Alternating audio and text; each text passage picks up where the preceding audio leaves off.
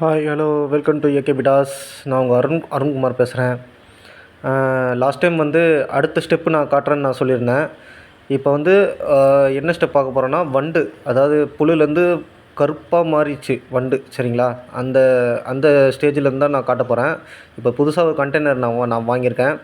இதில் பார்த்தீங்கன்னா வண்டு இருக்கும். வண்டு தனியாக போட்டிருப்பேன். அந்த கூடு மாதிரி கட்டியிருக்கோம், அதுவும் நான் தனியாக போட்டிருக்கேன். ஆனால் இதில் மெயினாக நான் போட்டதுக்கு காரணம் இந்த கூடாக இருக்குது பாரு, அதாவது அது வந்து அதுக்கு பேர் எனக்கு சரியாக சொல்ல தெரியல, அது மன்னிச்சிடுங்க. அதாவது மூவ்மெண்ட் இல்லாமல் கூடு மாதிரி கட்டியிருக்கோம். கூடு மாதிரி கட்டினது அதுக்கப்புறம் தான் வண்டாக மாறும்.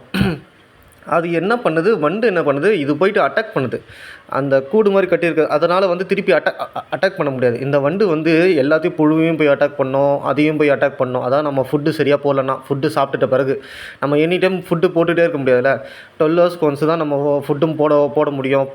போட்ட காய்கறி, நம்ம உருளைக்கிழங்கோ கேரட்டோ எது போடுறோமோ 12 ஹவர்ஸ் தான். அதுக்கப்புறம் அழுகிடும், ஒரு மாதிரி காஞ்சி போயிடும். அதுக்கப்புறம் நம்ம இன்னொன்று புதுசாக போடணும். போடுற வரையும் நம்ம இப்படி தான், நம்ம எதனா ஒன்று நம்ம அட்ஜஸ்ட் பண்ணி இது மாதிரி அடி வாங்கும். அதுக்கு நான் என்ன பண்ணேன், இந்த கண்டெய்னர் இது மாதிரி நான் வாங்கிட்டேன். இது வந்து ஆன்லைனில் விற்கும். நீங்கள் வந்து ஆன்லைனில் விற்குமான்னு தெரியல. நான் வந்து டேரெக்டாக ஷாப்பில் வாங்கினேன். ஆனால் கண்டெய்னர்ஸ் நார்மலாக ஆன்லைனில் விற்கும். ஆனால் இந்த மாதிரி பாட்டாக இருக்குமான்னு தெரியல. ட்ரை பண்ணி பாருங்கள். இல்லைனா உங்கள் லோக்கல் ஏரியாவில் இருக்கிற இந்த மாதிரி ஏதாச்சும் இந்த பிளாஸ்டிக் பொருள், இந்த பாத்திரம், ஃபேன்சி ஸ்டோர் கடை, அந்த மாதிரி கடையில் போய் கேட்டிங்கன்னா தெரியும். தனித்தனியாக பிரித்து வச்சுருக்கேன். இது வந்து எல்லாம் அடுத்த ஸ்டெப்புக்கு வரக்கூடிய புழு. அது வந்து எல்லாமே வந்துடுச்சு. இது என்ன பண்ணுறீங்க, இதுலேருந்து நீங்கள் புதுசாக கண்டெய்னர் நீங்கள் போடுறீங்கன்னா, இதில் இருக்கிற தவிடு எடுத்து இன்னொரு கண்டெய்னர் நான் க்ரியேட் பண்ணுறேன்னு சொல்லிட்டு இதில் இருக்கிற தவிடு எடுத்து நீங்கள் போடாதீங்க.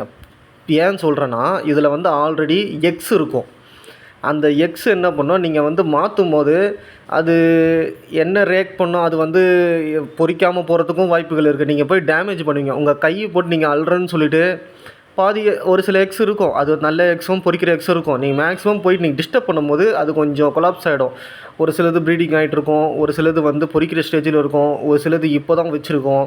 நீங்கள் கையை போட்டு நான் கலெக்ட் பண்ணி பண்ணுறேன்னு சொல்லிவிட்டு நீங்கள் பண்ணுவீங்க.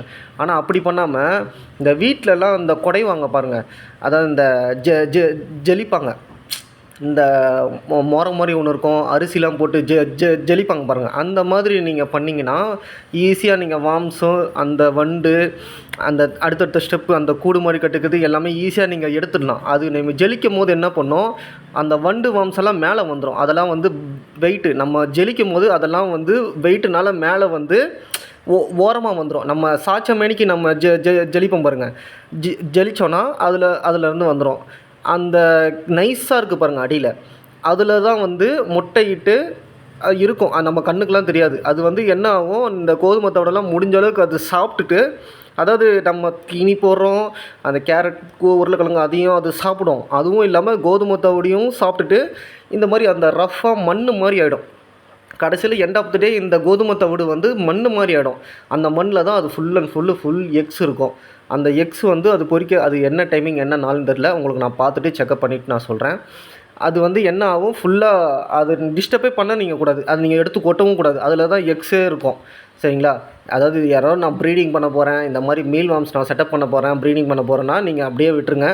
நீங்கள் டிஸ்டர்பே பண்ணாதீங்க. அதுலேருந்து குட்டியாக வரும், புழுங்க வரும்.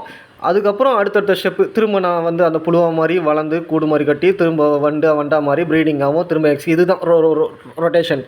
அது எப்போ நீங்கள் எடுத்து கொட்டினோன்னா இதுலேருந்து முடிஞ்சிடும். அதாவது வார்ம்ஸ் வர்றது நின்றும்.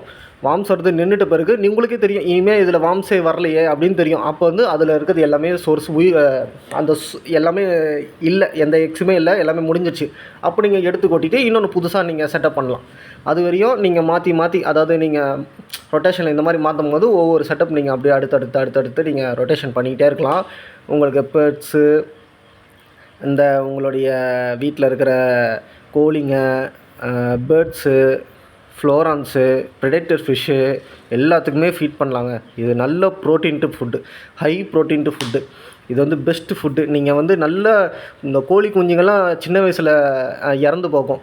அது வந்து சரியான ப்ரோட்டீன்ட்டு இல்லாமல் தான். நீங்கள் இந்த வாம்ஸை கொடுத்தீங்கன்னா எதுவுமே கொடுக்கவே வேணாம். ஆனால் இதில் இருக்கிற என்ன ஒரு டிஸ்அட்வான்டேஜ்னால், ஆனால் மெயினாக என்னன்னு சொல்லலான்னா ரொம்ப ஸ்லோ க்ரோத். நீங்கள் ஒரு ரொட்டேஷன் ஒரு புழு வந்து முட்டையிலேருந்து பொரித்து அது ஃபுல் அடல்ட் ஆகி அதோடய லைஃப் சைக்கிள் முடியறதுக்கு 3 மாதம் ஆகும். அதுதான் ஒரே ஒரு டிஸ்அட்வான்டேஜ். நீங்கள் வந்து பெரிய அளவில் கல்ச்சர் பண்ணிக்கினீங்கன்னா நீங்கள் பெரிய அளவுனா ரொம்ப நான் அந்தளவுக்கு சொல்லலை, ஒரு 4 ட்ரே 3 ட்ரே அந்த மாதிரி நீங்கள் செட்டப் பண்ணிட்டீங்கன்னா அதில் நீங்கள் ஃபஸ்ட்டு உங்களுக்கு ஒரு 3 மாதம் தான் உங்களுக்கு கஷ்டமாக இருக்கும். அதுக்கப்புறம் நீங்கள் வர ஆரம்பிச்சிச்சுன்னு வச்சுங்க, அதுக்கப்புறம் வந்துக்கிட்டே இருக்கும். சரிங்களா? இதில் இது ஒரு நல்ல ஒரு இது. நீங்கள் யாராச்சும் டவுட்னா கமெண்ட் பண்ணுங்கள். இல்லை இந்த வீடியோ பிடிச்சிருந்தா லைக் பண்ணுங்கள், ஷேர் பண்ணுங்கள். இது மாதிரி வீடியோஸ் வந்து நிறையா நம்ம சேனல்ஸில் போட்டுட்ருக்கோம். ஏகேபி டேஸ் நம்ம சேனலை லைக் பண்ணிக்க வச்சுக்கோங்க. அடிக்கடிக்கு இந்த பெல் ஐக்கானை கிளிக் பண்ணி வச்சுக்கோங்க. சப்ஸ்கிரைப் பண்ணிக்கோங்க. அது வாயில் எனக்கு வரல. சரிங்களா? ஓகே கைஸ், பாய்.